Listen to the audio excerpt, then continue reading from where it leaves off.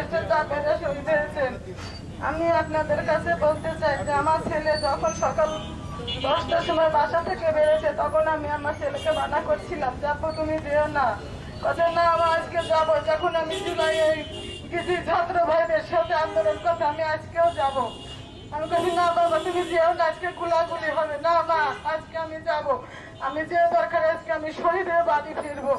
যখন আমার ছেলে চাষরা চেক পোস্টে মিছিল করতেছিল তখন আমার দুই ছেলে ওর ভাইয়ের সাথে ছিল। তখন ওই ভাই সহ ওরা যখন জামিনে চলে গেছিল মিছিল করতে করতে, তখন আমার মেজো ছেলে ভাই দেখে ছেলে গাড়ি নিয়ে আমার ছেলে পানি লিবানোর জন্য যখন 4-5 তলায় উঠে যায়, তখন আমার ছেলে মেজো ছেলে আমার ছোট ছেলেরে বলছিল স্কুলে যে ভাই আপনি উপরে যাসনি, আগুন ধরে গেছে। তখন আমার ছেলে মেজোটা বলছিল তুই পানি দিয়ে যেন সঙ্গে সঙ্গে বেড়ে চলে যাবি। তখন ওর ভাইয়ের সাথে কি উঠে গেছে নাকি উপরে আমার মেজো ছেলে তো জানে না। তখন আমরা ওকে সদর মর্গে খুঁজাখুঁজির পরে ওরা আমরা পেয়েছিলাম। তাই এখন শুনছি যে বলতেছে যে আমার ছেলেরা বলে চুরি করতে ঢুকেছিল ওইখানে। তা আমাদের ছেলেরা কি চুরোর ছেলে? আমরা এটা সরকারের কাছে বিচার চাই যে আমার ছেলেরা চুরি করতে যায়নি ওইখানে, সমস্ত ছেলেরা তো ওইখানে গেছিল, সবাইকে চুরি করতে গেছিল।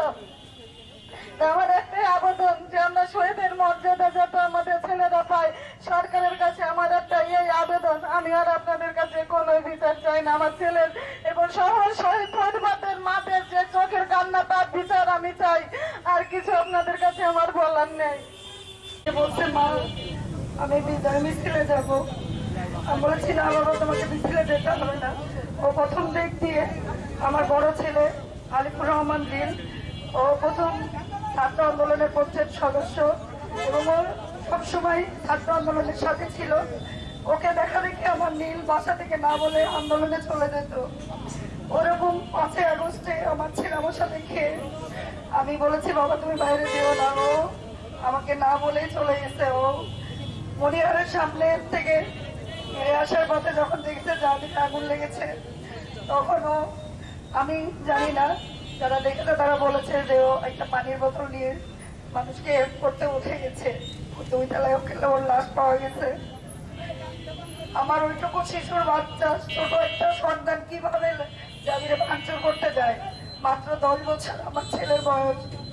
এই যারা মিথ্যা প্রচার করছে তাদেরকে আমরা তীব্র নিন্দা জানাই যে আমাদের ছোট ছোট বাচ্চা যারা এখানে মারা গেছে তারা নিষ্প্রাণ, তাদেরকে নিয়ে এই যে মিথ্যা রটাচ্ছে এটা বন্ধ করুক, সুষ্ঠু তদন্ত করুক।